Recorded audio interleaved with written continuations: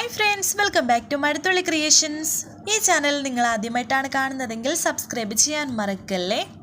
നിത്യയും ഹരിയും പരസ്പരം ലെറ്റർ എഴുതുന്നുണ്ടെങ്കിലും ഇതുവരെയായിട്ടും അവരുടെ കയ്യിൽ അത് കിട്ടിയിട്ടില്ല. പക്ഷേ സ്ഥിരമായി അവർ അവരുടെ മനസ്സിനൊരു സന്തോഷമാകാൻ വേണ്ടിയിട്ട് അങ്ങോട്ടും ഇങ്ങോട്ടും അയക്കുന്നുണ്ട് എന്ന് മാത്രം.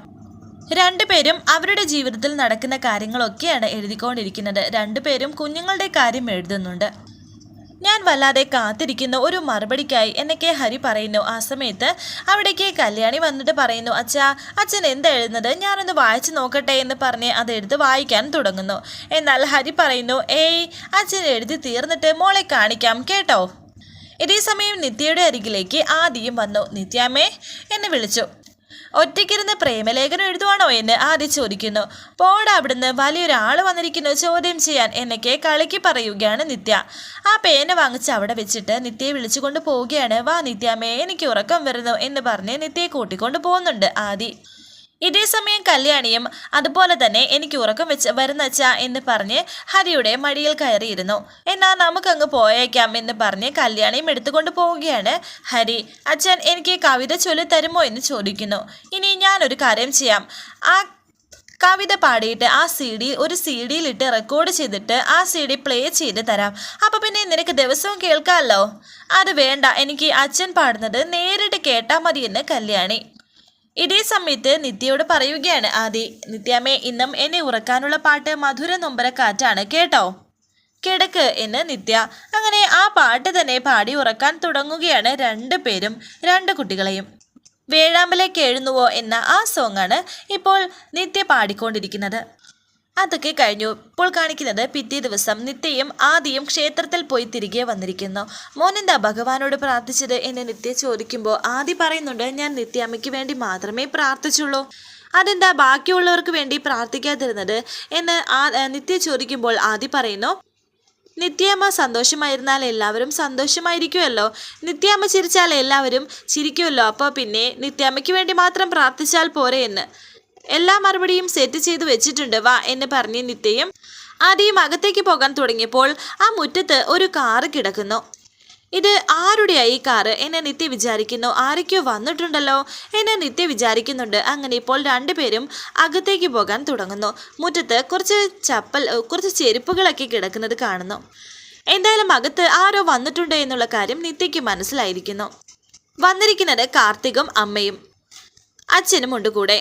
കാർത്തികിനെ കണ്ടപാടെ നിത്യയുടെ മുഖം അങ്ങ് വല്ലാണ്ടാകുന്നു. നിത്യ സുജാതയെ നോക്കി. മോള് അമ്പലത്തിൽ നിന്നാണ് അല്ലേ, നന്നായി. ഒരു നല്ല കാര്യം സംസാരിക്കുന്നതിന് മുമ്പ് ക്ഷേത്ര ദർശനം നല്ലതാണ് എന്ന് കാർത്തികിൻ്റെ അമ്മ പറഞ്ഞു. എന്തായാലും നിത്യയെ പെണ്ണ് കാണാൻ വേണ്ടിയിട്ട് തന്നെയാണ് അവരെത്തിയിരിക്കുന്നത്.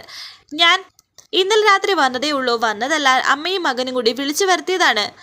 കുറേ നാളായിട്ട് ഇവരുടെ സംസാരത്തിലെ പ്രധാന വിഷയം മോളായിരുന്നു. അമ്മയും മകനും ഒരു പ്രധാന തീരുമാനത്തിലെത്തുമ്പോൾ ഞാൻ വന്നില്ല കണ്ടില്ല എന്നൊന്നും വേണ്ടല്ലോ എന്ന് അച്ഛനും പറയുന്നു. എന്താ അമ്മ ഇതൊക്കെ എന്നെ നിത്യ ചോദിക്കുമ്പോൾ സുജാത പറയുന്നു, വിവാഹകാര്യം സംസാരിക്കാനാ ഇവർ വന്നിരിക്കുന്നത്. ഇവന്റെ വിവാഹം ഇനി നീട്ടിക്കൊണ്ടു പോകാൻ സാധിക്കില്ല. ഇവൻ കെട്ടുകയാണെങ്കിൽ മോളെ മാത്രമേ കെട്ടൂ എന്ന് പറഞ്ഞ് ഒറ്റക്കാലിൽ നിൽക്കാണ്. അപ്പോൾ പിന്നെ ഒരു തർക്കം എന്തിനാ എന്ന് ഞാനും വിചാരിച്ചു എന്ന് കാർത്തികിന്റെ അമ്മ പറയുമ്പോൾ ശരവണൻ പറയുന്നു, ഇതിപ്പോൾ എല്ലാവരും നമ്മൾക്ക് അറിയാവുന്ന ആൾക്കാരാണല്ലോ, ഇനിയിപ്പോൾ നല്ലൊരു മുഹൂർത്തം നോക്കൂ, അത് ഫിക്സ് ചെയ്ത് കല്യാണം നടത്താം എന്ന് പറയുമ്പോൾ നിത്യ ചോദിക്കുന്നു, ആരുടെ എന്ന്. കാർത്തിക് എന്നെക്കുറിച്ച് എന്താണ് ആൻറ്റിയോട് പറഞ്ഞിരിക്കുന്നത് എന്ന് എനിക്കറിയില്ല. പക്ഷേ കാർത്തിക് എന്നെ ഇഷ്ടമാണെന്ന് പറഞ്ഞപ്പോൾ തന്നെ എനിക്ക് ഇഷ്ടമല്ല എന്നും എനിക്ക് ഒരു വിവാഹത്തിന് താല്പര്യമില്ല എന്നും ഞാൻ വ്യക്തമായി പറഞ്ഞിട്ടുണ്ട്. കാർത്തികിനോട് ചോദിച്ചു നോക്കൂ എന്ന് നിത്യ. സത്യമാണോടാ ഇത്, നിന്നോട് ചോദിച്ചിട്ടുണ്ടായിരുന്നു എന്ന് കാർത്തികിന്റെ അമ്മ കാർത്തികിനോട് ചോദിച്ചു. അതെ അമ്മേ, ഈ വിവാഹകാര്യം പറയുമ്പോൾ ഈ എല്ലാ പെൺകുട്ടികളും അങ്ങനെയാണല്ലോ പറയുന്നത് എന്ന് കാർത്തിക് പറയുമ്പോൾ കാർത്തികിന്റെ അച്ഛൻ പറയുന്നു, അത് അങ്ങനെ തന്നെ ഇരുന്നോട്ടെ മോളെ, ഇത് ന്യായമായ ഒരു ആലോചനയല്ല എന്ന്. സോറി അങ്കിൾ, എനിക്ക് താല്പര്യമില്ലെന്ന് നിത്യ പറഞ്ഞു. വിവാഹം കഴിക്കുന്നതിൽ എനിക്ക് ഒരു സന്തോഷവും തോന്നിയിട്ടില്ല. മോളെ ഒന്നുകൂടി ആലോചിച്ചിട്ട് എന്നെ സുജാത പറയുമ്പോൾ നിത്യ സുജാതയോട് പറയുന്നു, ഈ കാര്യത്തിൽ ആലോചിക്കാനൊന്നുമില്ല അമ്മേ. ഞാൻ പറഞ്ഞതിൻ്റെ അർത്ഥം കാർത്തികിനും കുടുംബത്തിനും മനസ്സിലായി കാണും.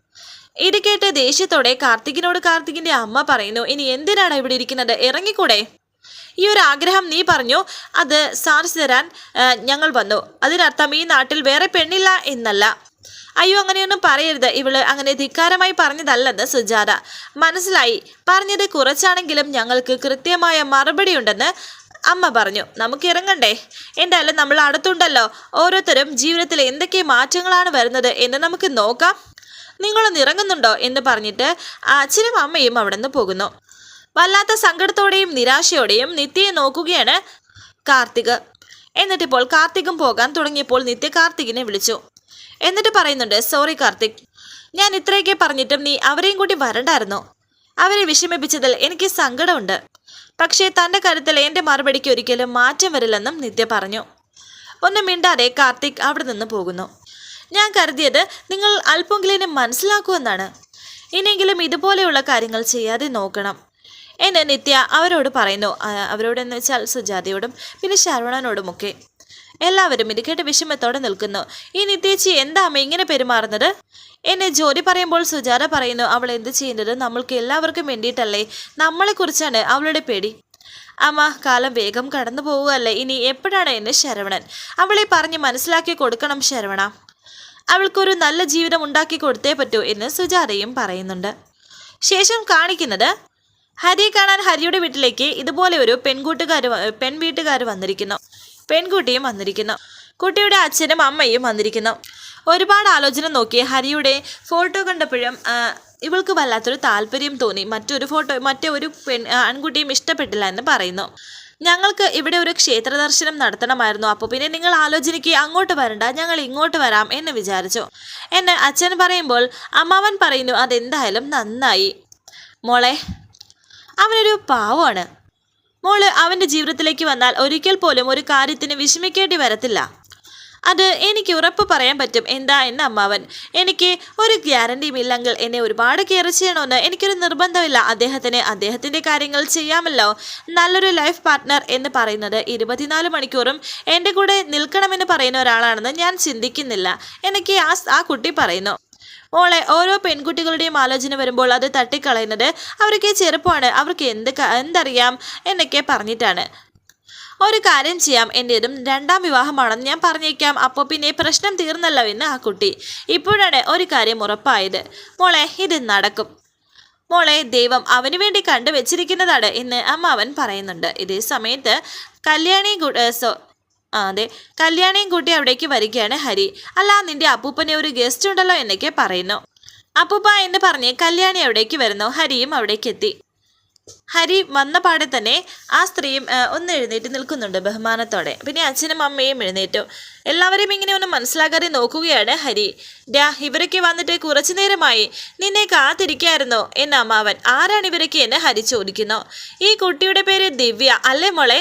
ഇത് ദിവ്യയുടെ അച്ഛനും അമ്മയും. നിങ്ങൾ ഇരിക്കിരിക്കേ എന്ന് അമ്മാവൻ പറഞ്ഞു. അങ്ങനെ ഇപ്പോൾ അവരിയ്ക്കുന്നുണ്ട്. ഈ മാട്രിമോണിയിൽ നിന്നും നിന്റെ ഫോട്ടോസും ഡീറ്റെയിൽസും കൊണ്ട് ഇഷ്ടപ്പെട്ട് വന്നതാണെന്നും അദ്ദേഹം പറഞ്ഞു. അപ്പോൾ ഒരു താല്പര്യമില്ലാതെ ഹരി ആ കുട്ടിയെ നോക്കി, ദിവ്യയെ നോക്കി. ഇവർ ക്ഷേത്രത്തിൽ തൊഴാൻ വന്നതാണ്. ഞാൻ ഇവിടെ വിളിച്ചപ്പോൾ ഇവിടെ ഉണ്ടെന്ന് പറഞ്ഞു. എന്നാൽ പിന്നെ ഇങ്ങോട്ട് കയറാൻ പറഞ്ഞു എന്നൊക്കെ അദ്ദേഹം രാധാകൃഷ്ണൻ പറയുന്നു. ക്ഷമിക്കണം കേട്ടോ, എനിക്ക് ഈ വിവാഹത്തോട് താല്പര്യമില്ല എന്ന് ഹരി അവരുടെ മുഖത്ത് നോക്കി തന്നെ പറഞ്ഞു. അത് കേൾക്കുമ്പോൾ തന്നെ അവർക്കൊന്നും വല്ലാത്തൊരു വിഷമം. മാട്രിമോണി ഓഫീസിലേക്ക് അമ്മാവൻ പോവുകയും അവിടെ ചില കുസൃതികളൊക്കെ അമ്മാവൻ ഒപ്പിച്ച് വെക്കുകയും ചെയ്യുന്നു. പക്ഷെ അത് വീട്ടിനകത്ത് ഇങ്ങനെ വരുമെന്ന് ഞാൻ പ്രതീക്ഷിച്ചില്ല. സോറി എന്ന് പറഞ്ഞ് ഹരി പോകാൻ തുടങ്ങുമ്പോൾ ദിവ്യ പറയുന്നു, പക്ഷേ ഹരിയെ എനിക്ക് ഇഷ്ടമായി. അത് കേൾക്കുമ്പോൾ ഹരി ഒന്ന് ആ പെൺകുട്ടിയെ നോക്കി. രാധാകൃഷ്ണൻ കല്യാണിയോട് ചോദിക്കുന്നുണ്ട്, അച്ഛന് മോളിങ്ങോട്ട് വന്നേ, അച്ഛന് ഒരാളോട് ഇഷ്ടം തോന്നണമെങ്കിൽ ആദ്യം അയാള് മോൾക്ക് ഇഷ്ടപ്പെടണം അല്ലേ എന്ന്. മോൾ അങ്ങോട്ട് നോക്കിയേ, ഇതാരാണെന്ന് അറിയാമോ? മോളുടെ അമ്മയാണെന്ന് പറയുന്നു. കല്യാണി ദിവ്യയുടെ അരികിലേക്ക് പോയിട്ട് പറയുന്നു, എന്താണ് പേരെന്ന്. എൻ്റെ പേര് ദിവ്യ എന്ന് പറയുമ്പോൾ കല്യാണി പറയുന്നു, കല്യാണം കഴിഞ്ഞ് എൻ്റെ അച്ഛനെ നന്നായിട്ട് നോക്കുമോ? ദിവ്യ ഹരിയോ ഒന്ന് നോക്കിയിട്ട് പറയുന്നുണ്ട്, നോക്കാലോ. കല്യാണി ഇങ്ങോട്ട് വന്നേ എന്ന് പറഞ്ഞ് ഹരി കല്യാണിയെ വിളിച്ചു. അച്ഛാ ഇങ്ങ് വന്നേ എന്ന് പറഞ്ഞ് ഹരിയുടെ കാതിൽ പറയുകയാണ് കല്യാണി, നല്ല പെണ്ണാണെന്ന്. അത്രയും പറഞ്ഞ് കല്യാണി അവിടെ നിന്ന് ഓടിപ്പോയി. നിങ്ങളെല്ലാവരും കൂടി എന്തായി കാണിക്കുന്നത്? ഇതെന്താ കുട്ടിക്കളിയാണോ? ജീവിതത്തിൽ ഇത്ര നിസ്സാരമായി സമീപിക്കുന്ന രീതി എനിക്ക് ഇഷ്ടമല്ല. നിങ്ങൾ ഇവിടെ ഇരിക്കുന്നതിനും സംസാരിക്കുന്നതിനും എനിക്ക് ഒരു വിരോധമില്ല. പക്ഷേ വിവാഹം നടത്തുന്ന കാര്യത്തിന് വേണ്ടി ഒരു ചർച്ചയും വേണ്ട എന്ന് പറഞ്ഞ് ഹരി പോകാൻ തുടങ്ങുമ്പോൾ രാധാകൃഷ്ണൻ പറയുന്നു, എടാ മോനെ, അമ്മാവന് എന്നെ മനസ്സിലാക്കാൻ പറ്റുന്നില്ലെങ്കിൽ പിന്നെ വേറെ ആർക്കാ പറ്റുന്നത് എന്ന് ഹരി ചോദിച്ചു. അതെ, അവന് ഞാൻ പറഞ്ഞല്ലോ, പെട്ടെന്ന് സമ്മതിക്കാനൊരു ബുദ്ധിമുട്ടുള്ളത് കൊണ്ടാണ് ഞാൻ പറഞ്ഞ് സമ്മതിപ്പിക്കാം, എന്നിട്ട് നിങ്ങളെ വിവരം അറിയിക്കാം, അതുവരെ ക്ഷമിക്കാൻ പറ്റുമോ എന്ന് ചോദിക്കുമ്പോൾ ദിവ്യ പറയുന്നു, കാത്തിരിക്കാം അങ്കിൾ, എനിക്ക് ഹരിയെ ഒത്തിരി ഇഷ്ടമായി, നല്ലൊരു കാര്യത്തിനല്ലേ, ഒരു കുറച്ച് വെയിറ്റിംഗ് ഒക്കെ ആകാമെന്ന് പറയുന്നു. ഇത് ഒന്ന് നടന്ന് കണ്ടാൽ മതി എന്നൊക്കെ അമ്മാവൻ പറയുന്നുണ്ട്. ശേഷം കാണിക്കുന്നത് രാത്രിയിൽ ഇങ്ങനെ ഇരിക്കുകയാണ് നിത്യയുടെ അരികിലേക്ക് സുജാത വന്നു. വിഷമത്തോടെ ഇരിക്കുകയായിരുന്നു നിത്യ. എന്താ അമ്മ എന്ന് നിത്യ ചോദിക്കുന്നു. മോളെ, നിന്റെ ജീവിതത്തിൽ നീ അനുഭവിച്ച എല്ലാ ദുരിതങ്ങൾക്കും കാരണം അമ്മയെടുത്ത തീരുമാനങ്ങളാണ്, ഒരു കണക്കിന് അമ്മയുടെ നിർബന്ധങ്ങളാണ്. ഇതേസമയം ഹരി അമ്മാവനോടും പറയുന്നു, ഞാൻ എന്തെങ്കിലും അമ്മാവനെ കുറ്റപ്പെടുത്തിയിട്ടുണ്ടോ, എൻ്റെ ജീവിതം നശിപ്പിച്ചു എന്ന് പറഞ്ഞിട്ടുണ്ടോ? അങ്ങനെ നീ പറയില്ല, എന്നാലും നിന്റെ മനസ്സ് ഇങ്ങനെയല്ലേ ഉണ്ടാകൂ എന്നാ അമ്മാവൻ. അതേസമയത്ത് തന്നെ നിത്യ സുജാതയോട് പറയുന്നുണ്ട്, അമ്മേ, നമ്മൾ നമ്മുടെ ജീവിതത്തിൽ ഒരുപാട് പ്രശ്നങ്ങൾ അനുഭവിച്ചു, അത് നമ്മളിൽ ഒരാളുടെ വിധിയാണെന്ന് പറഞ്ഞ് തള്ളികളയാൻ സാധിക്കില്ല, എല്ലാവർക്കും ചേർത്ത് ദൈവം തീരുമാനിച്ചതാണ്, അതിനെ പരസ്പരം പരാതി പറയുകയോ കുറ്റം പറഞ്ഞിട്ടോ കാര്യമില്ല, നമ്മളെപ്പം എല്ലാം നേരിടാൻ തീരുമാനിച്ചതല്ലേ എന്ന്. ശരിയാണ്, പക്ഷേ നിന്റെ ജീവിതം പാഴായി പോവുകയല്ലേ എന്ന് സുജാത. കാർത്തികിന് ഇഷ്ടമല്ലെങ്കിൽ വേണ്ട, വേറൊരാളെ എന്ന് സുജാത ചോദിക്കുന്നു. ഹരിയും ഇതുപോലെ തന്നെ അമ്മാവനോട് പറയുന്നു, എനിക്ക് എൻ്റെ കുഞ്ഞിൻ്റെ ഭാവിയാണ് പ്രധാനം, മറ്റൊന്നും എനിക്കിപ്പോൾ ചിന്തിക്കാൻ വയ്യ, കുറച്ചു കാലം കഴിയുമ്പോഴേ മോളങ്ങ് വലുതാകും, പഠിക്കാനും ജോലി കിട്ടുകയും അവൾ ദൂരേക്ക് പോകും, അപ്പോൾ നീ തനിച്ചാകില്ലേ എന്ന്. അത് ഞാൻ എങ്ങനെയാണ് തനിച്ചാകുന്നത്, അമ്മാവൻ എൻ്റെ കൂടെ ഇല്ലേ എന്ന് ഹരി ചോദിക്കുമ്പോൾ ഇതേ സമയത്ത് സുജാത നിത്യയോടും ഇതേ ചോദ്യം തന്നെയാണ് പറയുന്നത്, അങ്ങോട്ടും ഇങ്ങോട്ടും സംസാരിക്കുന്നതും. അങ്ങനെ സുജാത നിത്യയ്ക്ക് മറുപടി കൊടുക്കുന്നത്, അമ്മ നിൻ്റെ കൂടെ എന്നും ഉണ്ടാകും, ഞാൻ ഈ പറയുന്ന സങ്കടവും കൂടെ ഉണ്ടാകും, പക്ഷേ നിത്യ പറയുന്നു, ആദ്യമായി ഞാൻ അമ്മയെന്ന് വിളിക്കുമ്പോൾ ഞാൻ അമ്മയുടെ സുഖം അനുഭവിക്കുന്നുണ്ട്, ആദ്യമോൻ എന്നെ അമ്മയെന്ന് വിളിക്കുമ്പോൾ ഞാനൊരു അമ്മയുടെ സുഖം അനുഭവിക്കുന്നുണ്ട്, അവൻ്റെ വളർച്ചയും കുസൃതിയും കാണുമ്പോൾ എനിക്കൊരു സന്തോഷമുണ്ട്. ഇതൊന്നും അറിയാത്ത ഒരാൾ ഇതിനിടയിൽ വന്ന് കയറിയാൽ അത് അവർ ആദ്യം നോക്കുമെന്ന് എന്താ ഉറപ്പെന്ന്. ഇതേ കാര്യം തന്നെയാണ് ഹരിയും പറയുന്നത്. മോളോട് മോശമായിട്ട് പെരുമാറുന്ന ഒരാളെ എനിക്ക് പിന്നെ നന്നായി സ്നേഹിക്കാൻ കഴിയില്ല എന്നൊക്കെ തന്നെയാണ് ഇപ്പോൾ ഹരിയും പറയുന്നത്. വരാനിരിക്കുന്ന പുതുപുത്തൻ എപ്പിസോഡുമായി വീണ്ടും കാണാം. Thank you for watching. Please subscribe, like, share my channel.